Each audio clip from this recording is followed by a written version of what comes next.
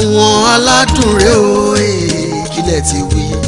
àwọn aládùn ilé olóyin mọ́mọ́ ilé tó gbayì tó tún rẹwà bàbá màmá bébí bọ̀bọ̀ ṣẹ́ṣẹ́ṣẹ́ṣẹ́ bò ẹ dákun ẹ fi kalẹ̀ sí àwọn aládùn rẹ̀ o.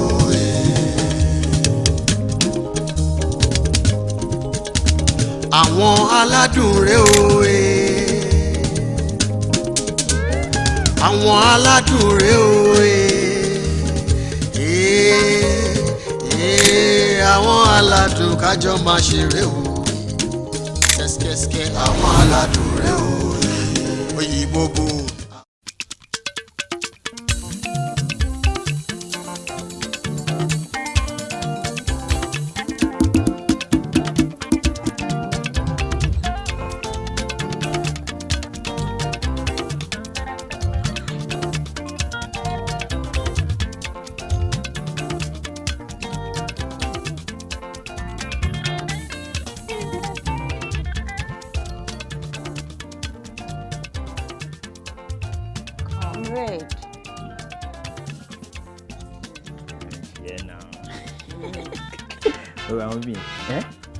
wọ́n kàn kó ajẹniṣá. wọ́n lẹ̀ díẹ̀ ló kù báyìí. tí kí ni máa fi ṣẹlẹ̀. tí pátì wàá fi wọlé ní QPP. pátì yín.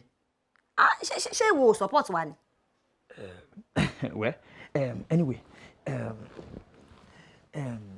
my love. Comrade, struggle. Look. I understand your jurisdiction of political prudence. But ìta nìyẹn, tá bá wà níta máa ṣe comrade. Tá bá ti wà intimate báyìí, you are my love. You know what? Constitutionally, a comrade will always be a comrade. So tó bá ti fẹ́ continue ọ̀rẹ́, address me as comrade struggle.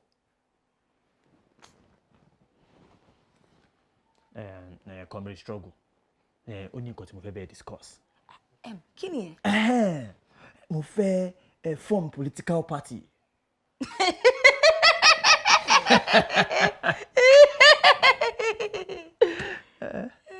Jọ ṣé ìwọ rò bóyá ọ̀fẹ́ ló máa ń dá political party sílẹ̀? Ìwọ máa wò mí tí ẹ. You see, with your support and the support of other party chieftains tí mo ti bá sọ̀rọ̀. Nísùúrù jọ support ta nìyẹn náà. Ṣé o ní support mi ni? Bóyá o ti gbàgbé jẹ́ rán ẹ létí èmi odidi comrade struggle. I am a card-carrying member of the party QPP. Exactly. Èmi ò gbàgbé now. Come on. Nǹkan tó kàn ṣẹlẹ̀ ni pé ó ní àwọn strategy kan tó gbọ́dọ̀ wà aligned. Ṣòrí tí má ti dá party yẹn lẹ̀, the ideal thing, the good thing for you to do ni pé ó máa defect wá sọ́dọ̀ mi. Kí ni mo fẹ́ fi defect? Kí ló tí mo fẹ́ fi defect wá sọ́dọ̀ sí? Come on. Yẹmi, àfẹ́sọ́nà lè máa tiẹ̀ náà. Wo ọ̀rẹ́. Ṣorí Excuse me, please. Comrade. Ṣorí relationship. Comrade Kata, please. Okay. Comrade Kata. Yes. Ṣorí relationship kò papọ̀ mọ́ politics. Even tó bá jẹ́ pé a ti marry for as long as o ti ṣe party tí èmi ń ṣe. O ti di opposition yẹn. Man, kò tí tó yẹn now. Kò tí tó yẹn. Because the right strategy, we are married or not, we have to... Listen. In fact, o ti sọ̀rọ̀ bí opposition already, and I will not stand here kí n gbà kó máa insult mi bẹ́ẹ̀ yẹn, you know. My love, sir, comrade. No, don't do that. Come on. Comrade. Ìwọ ni come on nínú ọ̀rọ̀ yìí sí. Tá bá sọ ilé, come on náà ni. What's come on doing in this one? Look, I am the head of this relationship. O dey ma defect ni. Presidential aspirant like myself. Kata, calm down. You are a leader. You are a leader. O ma defect ni. Ẹ kúlé o. Káàbọ̀ Junior. Ẹ ǹlẹ́ o. Báwo ni díẹ̀?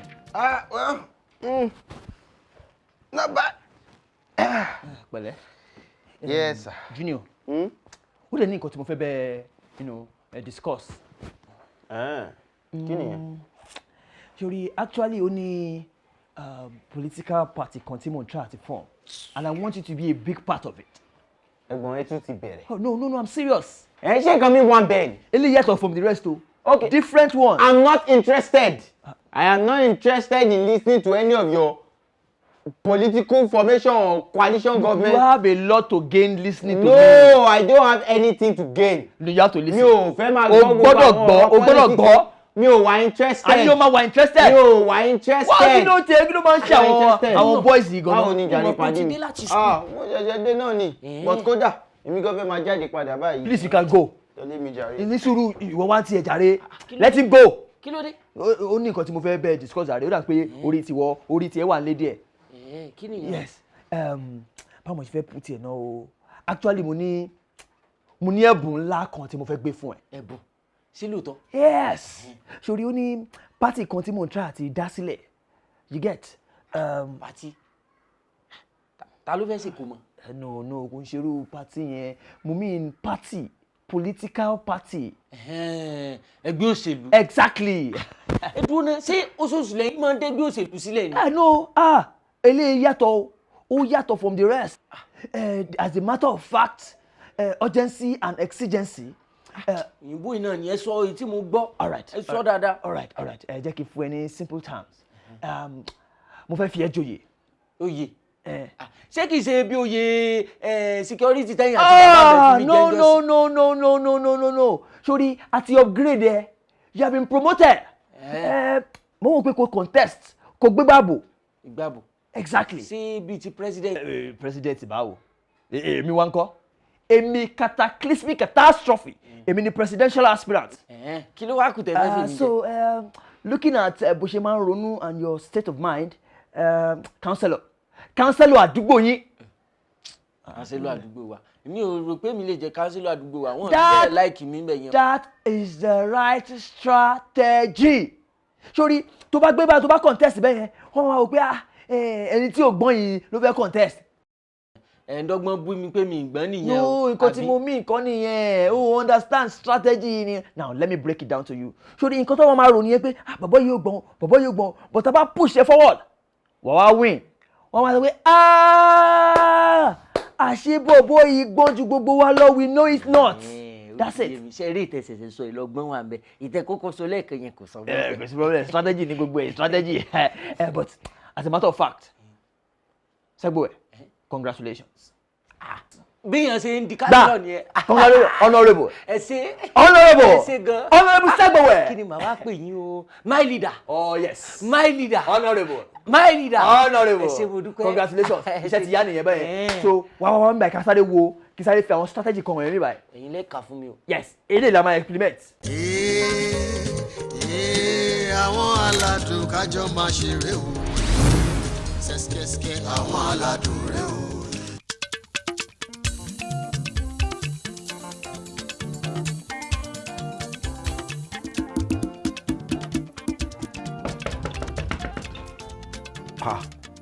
Lágo mẹ́sàn-án.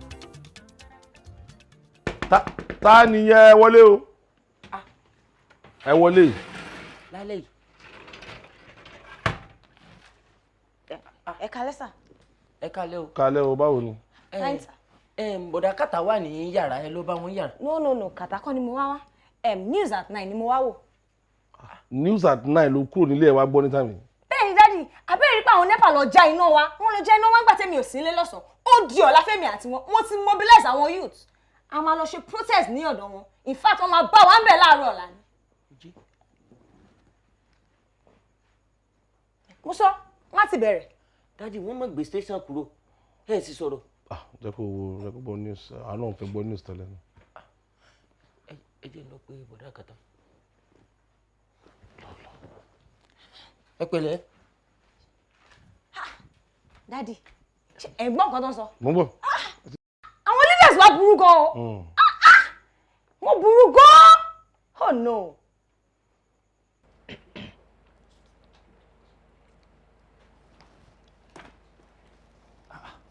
Mo ti ẹ̀ kọ owó kìíní sí báyìí. Owó kìíní wà báyìí. gbogbo àwọn strategies wọn kọ yìí can even find. Okay, my leader. Honorable. Ibi ilẹ̀ wa. Honorable. My leader. Báwo ni? Ibi ilẹ̀ wa. Mo ní báyìí mo wà jàre. Ẹ tún ti ń ṣe àwọn ìwé yín. I need to compile strategy ni. Yes. Ìyẹn ga o. Comrade struggle ló wọ pálọ̀ nísìn. Wọ́n láwọn wá wo news. Ó káàbọ̀. Ṣó béèrè mi ni? Wọ́n béèrè yín. Nǹkan tó tiẹ̀ tí wá jẹ́ kí n wá náà nìyẹn. Kí ló wá ṣe? Irú yà mí lẹ́nu bí wọ́n ṣe béèrè yín ni. Kí ló tí wọ́n ṣe bí?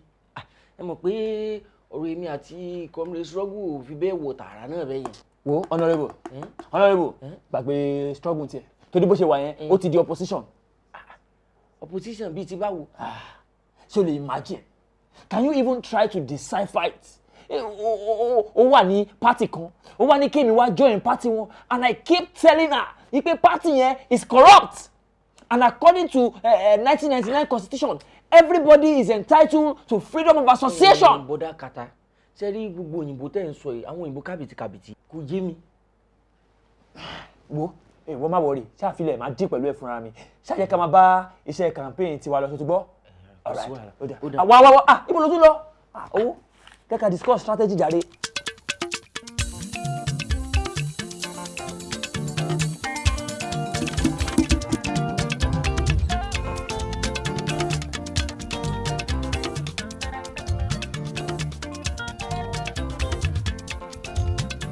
Ṣọlá nígbà ló wà wọ́n ti wá ẹ lọ sókè.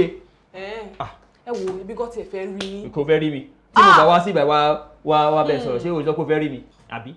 Wo mo ní àwọn new revised constitution kan tí mo ṣe order online wọ́n ní kó wá bá mi check since wọ́n ṣe online business wọ́n ní pé èèyàn máa lọ ra fake. Nígbà tó ń sọ pé mo wá ń ṣe online business wọ́n sọ pé ìwé ni mò ń tà ìwé ni mò ń rà ẹ ra bí aṣọ bí bàtà. Ní sùúrù ó yá kí ló fẹ́ sọ kí máa sọ nǹkan míì. Girlfriend yín yẹn tó máa wá sí ìgbà kí lórúkọ wọn yẹn náà. Struggle. Comrade struggle. Comrade struggle lórúkọ wọn. Ṣọlá sọ nǹkan tó fẹ́ sọ kí ló dé. Ó dáa ṣé èmi méjèèjì ṣì jọ wà pọ̀. Kí ló rí. Mo rí nǹkan o ọ̀rẹ́ mi ni wọ́n lórí Facebook so mo wá rí wọ́n upload àwọn pictures kan lẹ́yìn ọjọ́ mẹ́ta mo kàn gbà kí nǹkan tí ẹ̀ scroll through o mo bá ṣàárẹ̀ lọ bá upload picture bọ̀bọ̀ kan báyìí bọ̀bọ̀ yẹn fine ó fine gan gidi ó ga báyìí ó ga jù kò ṣe ó. Nísòro fine boy ó dẹ̀ ṣọ́ pé kò ṣe mi. Mo ní fine boy tẹ́ bá rí bọ̀bọ̀ yẹn lásán. What are you insinuating? Wọ́n ní fine boy mi ò fine nìyẹn o. Mi ò sọ pé fine but tó bá yẹ pé fine ni picture yẹn náà máa post instead now but bọ̀bọ̀ yẹn ó rọra kò tóbi jù kò ṣe kó rọra. Òtítọ́ house ọdún. Ṣé ń jowú ni.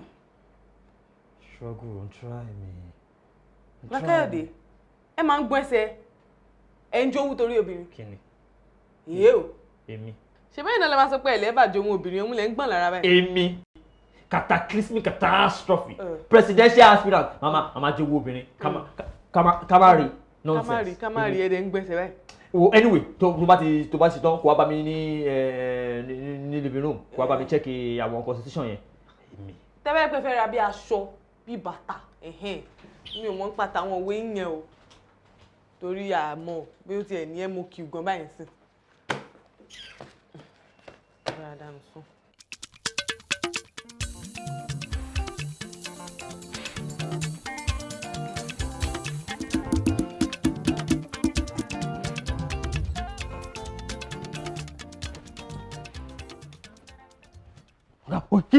Irú nonsense wo lélẹ̀? Come. Okay. Aṣọ́bi tó wà fún mi ń sìn. What a palatic nonsense.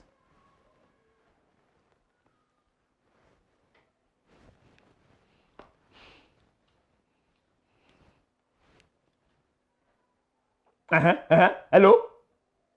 Hello? Yes. Ibo ló wà? Kí ló ń ṣe ń bẹ̀? Kí ló ń ṣe ń bẹ̀? Wọ́n ń ṣe rally. Ẹ ń ṣe rally. Máa parọ́. Ṣé àṣírí ẹ ti tú o? Máa parọ́ sọ ti gbọ́? Ẹ ń ṣe rally. Why tí mo ṣe gbọ́ protest? Mi ò gbọ́ voices. You have been exposed.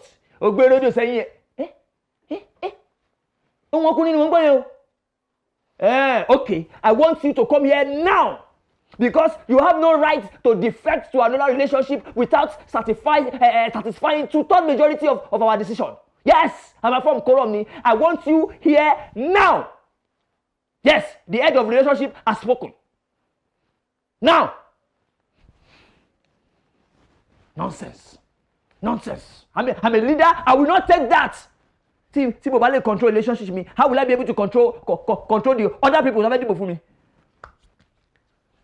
Catastrophe. Calm down. Calm down. You are a leader. You are a leader. You are a leader. You are a leader. Àwọn aládùn kájọ máa ṣeré o. Sẹ́sikẹ́sikẹ́ àwọn aládùn rẹ o. If you I will not sit down until she comes. What kind of political inconsistency is that? You want to rob me of my position as the head of the relationship? No way. But comrade, irú call wo nìyẹn? Báwo ló ṣe máa pè mí bẹ́ẹ̀ yẹn? Kí ló ṣẹlẹ̀, man? Who is that guy? Guy wo nìyẹn? Come on. Don't give me that crap. Look, I have done my investigation as an investigative politician that I am. Kí ló ń sọ? I don't understand. Who is that guy? Tẹ́jọ́ kó ayé kiri tó upload pictures sórí Facebook. Èwo nínú wọn? Oh! What are you insinuating? Okay, wọ́n pọ̀ lọ́wọ́ ẹ àbí? Wọ́n pọ̀ lọ́wọ́ ẹ. Mi ò mọ nǹkan tó ń sọ. All right. Check you understand. All right. That fine boy. Fine one, yeah? Oh, bad Look! Oh my! O tún láyà! O láyà! Láti porúkọ ẹ̀ níwájú mi àbí? Torí pé òun ló fine jù nínú àwọn tí mò ń kó síbẹ̀ yẹn. Comrade Badmus. Ṣorí òun ló máa ń tẹ̀lé mi lọ fún gbogbo àwọn campaign àti outreach. Just look at you. Ìwọ ti ká ẹgbẹ́ wa nù náà. Just look at you. So, ní gbogbo àwọn boys tí wọ́n ṣe rally, anyone except for the very fine one, àbí? Yes. Torí pé òun nìkan ló dúró tì mí nígbà tí wọ́n fi party wá sílẹ̀. Look, my love, let me warn you. No. Mélòó ni mo fẹ́ máa sọ fún ẹ pé má máa pè mí ní my love. Wọ́n máa sọ comrade struggle.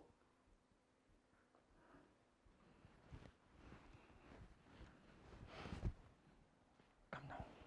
All right, comrade struggle. Sit down. Good. Joko. You want to check it out. I mean, that strategy is not ideal. Kò ń ṣe nǹkan tá lè fi outsmart àwọn political juggernauts. Ìwọ ò lè máa support another party. Kémi tí mo jẹ́ fiancé ẹ, kí máa support another party. Ìgbà tí wọn náà ti mọ̀ bẹ́ẹ̀ ló máa jẹ́ kí wọn náà defect wá sí party mi. No. Now, ìwọ ló yẹ kó defect wá sí political party mi as the presidential aspirant. Cataclysmic catastrophe. You are the woman. Obìnrin ni. Oh, really? Yes. That is a sexist remark.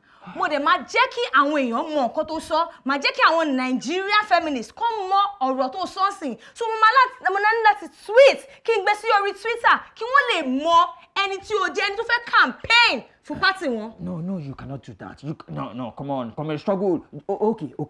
Look, I have spent enough time, resources, and revenue. Oh yeah, please. Come on, struggle, please. Mama, tweet. Don't destroy my political career now. That's it. Amandla. That's the code now. That's the code. Struggle. Amandla. Freedom for all. Amandla. Freedom for all. That's it. That's the spirit. Come on.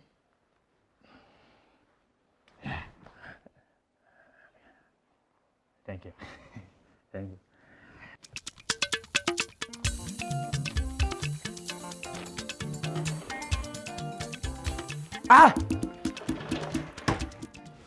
My leader. Honorable. My leader. Honorable. Ibi ilẹ̀ wa. Ṣé ẹ gbọ́ nǹkan tó ń lọ nígboro ni? Nǹkan tó ń lọ nígboro yẹn kò kàn mí jàre. Kò kàn yín. Eléyìí kàn yín o. Ó kàn yín, ó ṣàwọ̀ mọ́ yín lára. Kí ló tún ṣẹlẹ̀ báyìí? My leader.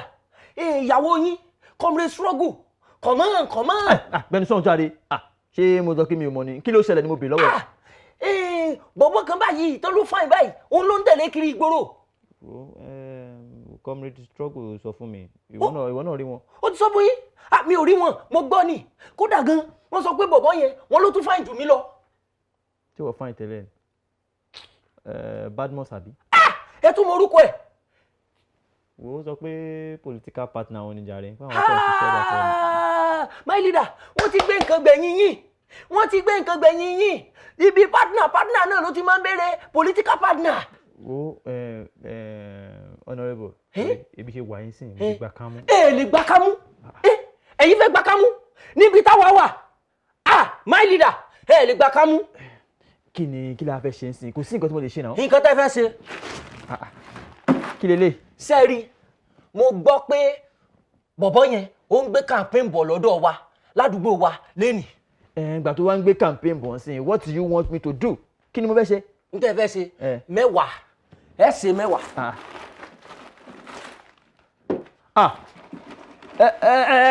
ọlọ́run ẹni sùúrù kí ni gbogbo eléyìí báyìí. ṣé gbogbo eléyìí. wọ́n gba àlejò ní campaign yẹn. my leader ẹ ṣáà máa wò ní campaign yẹn wọ́n á gbàlejò my leader ẹ já lọ. sẹ́rí láyé bọ̀bọ̀ yẹn ó máa mọ̀ pé wọ́n ń bá my leader dùyàwó. my leader ẹ dìde a ní ẹ dìde kọ̀mọ́. a ní kò yé ṣe kọ̀mọ́. ó dẹ̀ náà èyí náà dìde ẹ já lọ. tí ń bọ̀. láyé wọn á gbà my leader ẹ máa wọlé ẹ máa rọra o. ṣáà rọra. my leader ó yá bí ẹ bọ́ta. QPP! Service to the people. QPP! Service to the people. QPP! Service to the people. Ẹ ṣé mo reason tí mo fi pe protest yìí? Ǹjẹ́ ó dáa kí a máa dìbò fáwọn leaders wa kí wọ́n má ṣe ẹ̀tọ́ wọn? Ṣé ó dáa kí àwọn ọmọ wa máa lò 7 years ní school fún course 4 years? Ṣé ó wá dáa kó má síná ní ìlú yìí? Nítorí ẹ̀ mo ṣe wá pe gbogbo yín jọ kí ẹ lè dìbò fún ẹgbẹ́ wa QPP. Ṣé rí àwọn leaders yìí ìyẹn tó ṣe ó ti tó? Ẹ jẹ́ kó mọ̀ wípé àwa youth ní future ọ̀la. Our youth ni leaders of tomorrow. Yes. Àtijọ́ ìlọ ti máa ń pariwo pé leaders of tomorrow, leaders of tomorrow. For the past how many years àti rí future kankan nu wa. Àwọn arúgbó, àwọn bíi 70, bíi 50 ló ń jẹ governor, ló ń jẹ president lé wa lórí. Ṣé yẹ kó rí bẹ́ẹ̀? Fún ìdí èyí, ta lẹ máa dìbò fún? QPP. Ta lẹ máa dìbò fún? QPP. QPP. Service to the people. Ta lẹ máa dìbò fún? QPP. QPP. Service to the people. QPP. Service to the people. QPP. Service to the people. Ǹjẹ́ ṣé a rí anybody nínú yín tó ní question tó fẹ́ béèrè? Mọ̀ ẹ jọ̀ọ́ ṣé ẹ mọ̀ gbé ráìsì fún wa tọ́kì fún wa àti òróró. Come on, rice 5 cups àti turkey ½ kilo tó ń pín fún yín. Wọ́n kì í fún wa turkey o. Wọn kì í fún yín turkey. Agolo méjì ni. Agolo méjì ló fi máa ń gba future yín, ló fi máa ń gba ògo yín mọ́ra. Tí ẹ bá wá dìbò fún àwa yìí, a ní fún yín ní nǹkan kan sí, bó a máa ṣe iná yóò ní ṣẹ́jú. Omi á máa dà, iná ò ní ṣẹ́jú. Bẹ́ẹ̀ni, so ẹgbẹ́ wa ní kẹ́ ẹ dìbò fún. Kí ni mo pè é? Ẹgbẹ́ QPP. Good ká dìbò fún. Hello. Yes. Látànà kí ló wá ṣe chairman yẹn? Gbogbo àwọn local go. No. I can't take that. QPP. No. Okay. All right. Okay. Hello.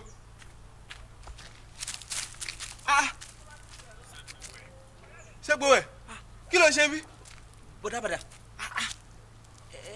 èmi kàn ṣeré wá bí ni. Ó ṣeré wá bí? Àwa ń ṣe campaign. Ó dá wá join wa. mo ń bọ̀. Wá join wa. mo ń bọ̀. Hello. mo ń bọ̀. Chairman. Mo ti ṣe yín lá.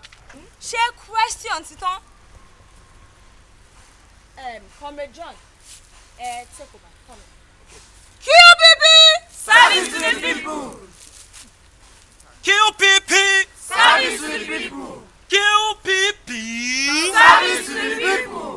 ti gbọ́ yẹn o ẹ má jẹ́ kó fi wàsó gba 1,000 lọ́wọ́ yín mọ́ ẹ má fi ọjọ́ ọ̀la yín tàfàlà torí ráìsì dèríkà kan àǹkárá ọ̀pá aṣọ mẹ́ta ṣé mo parọ́. Sẹ́gbẹ̀wẹ̀ kí ló ṣe ṣé ìkọta àgírí nìyẹn ẹ fẹ́ kó ti fọwọ́ òkúta mọ́ gbogbo orí ẹ̀ kẹ́kọ̀ọ́ lọ ti dà lẹ́lẹ̀ kí ni ẹ mọ rísí ẹ rántí rísí. ṣé wà National Assembly ni. rárá rísí ká tó ń gbàdúgbò wa tí mo sọ fún yín bó fọ ìpè mo láìpẹ́ yẹn bódà rẹ nìyẹn ṣe fẹ́ kí n fò fọ́ àná mi lórí ni. kàtà Sẹ́gbẹ̀wẹ̀. ó tó gẹ́ kí ni mo wí. ó tó gẹ́. QPP Service to the people. QPP Service to the people. Solidarity forever. Solidarity forever. Solidarity forever. We shall always fight for our rights. Solidarity forever. Solidarity forever. Solidarity forever. We shall always fight for our rights. Solidarity forever. àwọn náà ní káwá jọ ẹ̀yìn pàtì yìí. mi ò fi òkúta ṣe lọ́wọ́. mi ì ní ṣe kankan.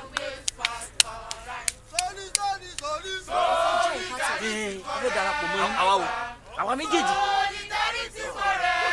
mo láìkì ẹ tẹ̀lé mi kí lọ fún uniform. ẹ ó yá ẹnì sọ wà mọ̀ tẹ̀lé yín. Solidarity forever. Solidarity forever. Solidarity forever. We shall always fight for our rights. Solidarity.